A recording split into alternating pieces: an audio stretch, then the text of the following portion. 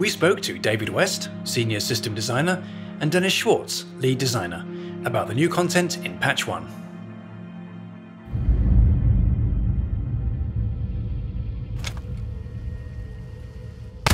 So the thing that is the most exciting for us is the sniper scopes. This is the big new feature we have. So we have 3 scopes total. It's like a short, a medium, and a long scope. And people can find a new way of playing the game that wasn't there before, which is kind of like the precision marksman.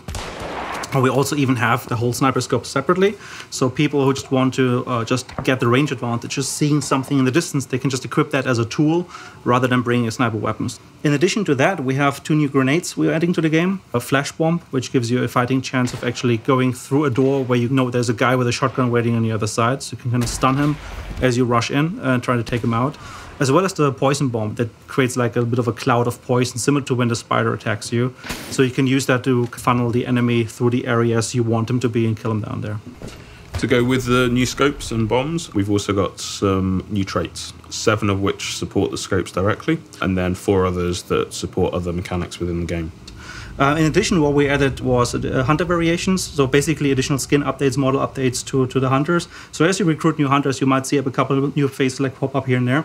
And we've also got some updates to the level coming out with this patch. We've tried to reorganize some of the compounds to make camping less of an issue. Try and give players a few more tactical options on how they can enter, how they can leave compounds, which we hope will improve the gameplay experience. The one thing that won't be the focus of this patch is additional performance and stabilization improvements. This is obviously an ongoing effort for us, so there will be more patches improving the game across the board. It's different people working on that. So at the moment we're going to see all the cool new content that people have been working on, but it doesn't really affect our performance roadmap. So we're introducing sniping to the game. I mean, obviously, with the game so far, there has been a lot of sniping going on, but it has so far just been iron sights. So we've added like proper scopes now for the game. We need to balance these weapons inside Hunt, and we don't want them to be the obvious choice for all players. Yeah. We've done that in a number of ways. First off, in the shoulder aim, we've made the spread much higher than the non-scoped variants, which should mean that at a close range, you have a disadvantage if you take a scoped weapon.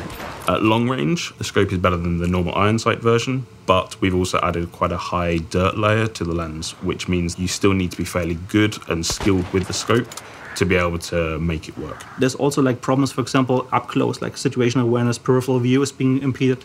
So we have like the short scope, which we call the dead eye scope. Those give you a bit more peripheral view, so they're a bit more like mid-range combat optics. While the medium and the long scope, they are like the true sniper scopes, and they obviously like impair your sight a lot more as you kind of like focus on a very small thing in the distance. So there might be someone sneaking up to you with those scopes very easily. And we've added a high price tag to all of these scoped weapons. So you can get a really good advantage with them, but it's a big risk that you could lose it and could end up having to buy a much lower value hunter when you die. So one change we actually already have in the game, but which becomes even more important now with the scopes, is that if you just hold the fire button after a shot, you kind of prevent your weapon from cycling.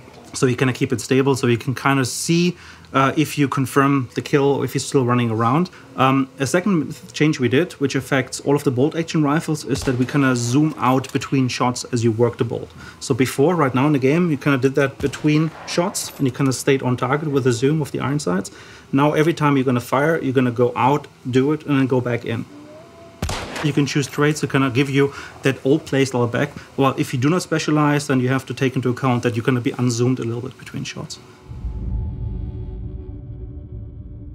We are very much aware of this topic. We've been reading what everyone's saying on Reddit, Discord, our own forums. The first thing to say, though, is that camping is a valid strategy in Hunt. We don't want it to be the dominant strategy. Yeah. We want it to be something that some players can choose to do, but it doesn't mean that they will instantly win. One of the biggest things that we have to do when it comes to camping is not punish players for it, but actually like provide incentives, give them something to gain if they are the ones committing. So we've already done something in the previous patch where we kind of like introduced a bit of kill bounty for the boss. So even if you get killed after you've killed the boss, you still get something for sure you take out of the mission. Having similar new changes to the game mode is what our focus is. One big step that we've taken is that If you start the banishing process now, you actually earn a new health chunk. So this is basically one of the only ways, besides investing hunter points, upgrade points, to kind of like restock on health permanently, right? So that's going to be a very big point. We also have a new clean sweep mechanic. If you are the one who goes into the boss and kills him, banishes him, and brings at least one token out, you get an additional bonus after the mission. We've also done a pass on our footstep audio. In the current live build, the crouching footstep audio is very loud, which was not what was intended. We want the players to be able to move around in the crouch stance and be able to move without being heard within 3 or 4 meters. So if you're inside a building, you can actually move, whereas right now, that's not really the case. Yeah. So it gives players that are being careful much more opportunity to move slowly through an environment and avoid other players. You can more easily see now what you actually achieved, what the next unlocks are coming up. So it gives you a lot more information on the same screen now than it before. And specifically also gives you information about that last match you played. It shows you how many players you've killed. Just gives you a bit more concise overview of what you actually did, what's coming up, the latest stuff you have, and therefore if you want to use it or not. Players would get a recruit presented for them to buy, which had like possibly a machete and then a weapon with a bayonet, like a bit of a more so nonsensical combination. You wouldn't really equip a hunter like that. So we've added a bit more sense into the system. So there's basically some tag keywords we have linked to specific equipment, so the system can choose more meaningful combinations. In addition to that, we kind of normalized the health a little bit. All of the hunters are now starting with 150 hit points, which is the total maximum we have. So if you lose health, for example, if you get downed in a mission or you lose it from fire damage, you know, you spend your upgrade points to kind of like replenish it, get it back. But from the get-go, whether it's a tier 1 hunter or tier 3 hunter, they all start with the same big health chunks. We've also added a new player mechanic, which is full damage. This is something we've always wanted. It just unfortunately didn't quite make the first release of the game. So this greatly changes the way that you traverse the world. You have to be much more careful, actually use ladders and go down them rather than just jumping off 2-story buildings. The other change we've done to player movement is that jumping now consumes stamina. Yeah. We have seen that the bunny hopping issue in the game right now. We want to remove that. This is our first change to work on that. One thing we also did, again, playstyle, is we added a trait for the falling damage, so that if you really want to just be a bit more the parkour-y type of person, just moving around, jumping, running, gunning, there's a trait that supports that. One of the biggest problems we identified was the disparity between a new player and a veteran player. And giving like the new players a fighting chance in the game has been one of the biggest important steps. So we looked a little bit what the problems are, and one of the things we did was actually boost up the compact bullets a little bit, so that you don't need to like pepper at a veteran player like for 3, 4, 5 times before he actually is downed, giving you a bit of a fighting chance there. We've also added some new rewards for killing higher tier hunters. This is sort of to try and help the newer players when they do manage to take down a tier 3 guy, that they get a really good reward for doing so. We've also nerfed slightly the silenced pistol. Yes. The silenced pistol has a very specific place in our game. However, the ability to headshot any of the AI from a large distance with it was not what was intended. So it still has its specific place as a much more stealthy, silent weapon, but at a lower distance.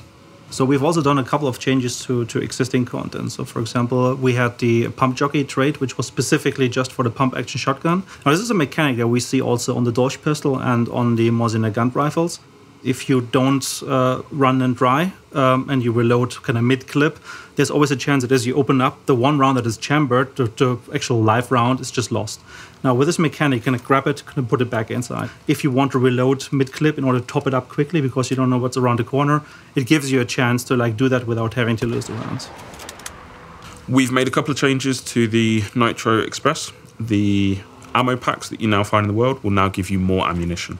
The Nitro is a very powerful weapon. We don't want to give it too much ammunition to make it dominant, but we were also seeing that players weren't picking it because once they'd fired their initial amount of ammunition, they were very rarely being able to actually restock. So we've increased the ammo pack from 1 to 2 for each resupply. We have 3 new traits. One of them reduces the amount of damage you take from explosions. One of them allows you to be revived with a full chunk. And one of them increases the recovery rate from fire damage. And we've also made a change to the bloodless trait. Currently, that gives you full immunity from bleeding damage. We felt that was a little overpowered compared to some of the other traits. So we've changed that to now give you half the bleeding damage instead of full immunity. We've seen that a dominant strategy has been sort of emerging, which is players taking the Quartermaster trait with a rifle, generally a Mosin Nagant, and a shotgun. This isn't something we want. We want there to be much more of a variety of weapon choices throughout the game.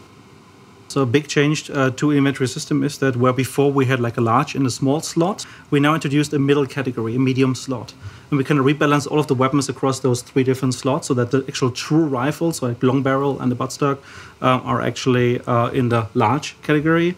We have the sawn-off weapons, like the hand cannons, and if you have like the pistol with the stocks added to them, they're in the medium category. And then we have the true pistols as well as the melee weapons in the small category. The Quartermaster trait has also been changed quite a bit. So we no longer allow you to have 2 large weapons, but instead what it does, it automatically upgrades your small to a medium. So you can still bring, for example, next to your Aftermath, a sawn-off shotgun, but you cannot bring the full shotgun. You cannot bring an automatic shotgun. So it's much more about choices and playstyle. And obviously, if you play with a partner, like the 2 kits, yours and your partners, they're kind of complementing each other very nicely.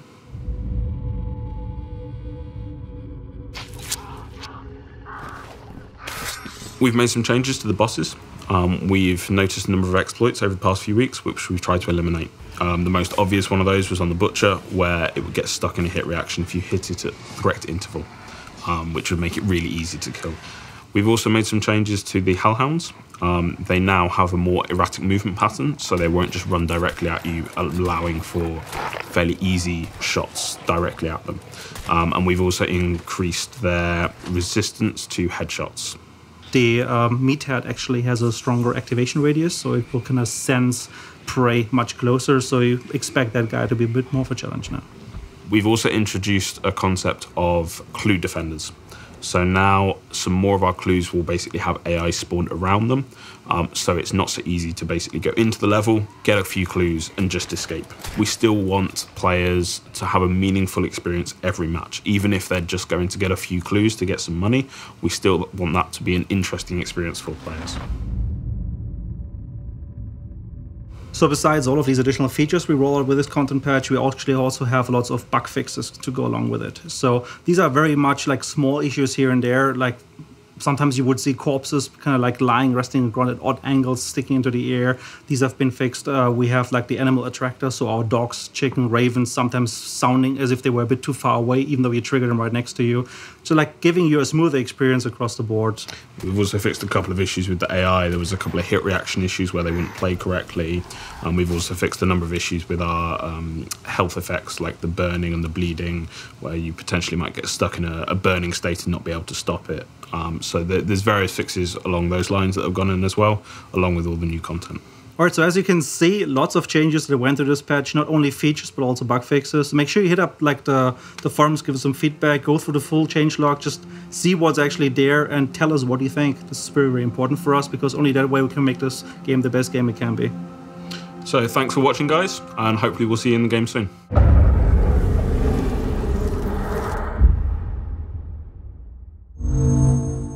Achieved with CryEngine.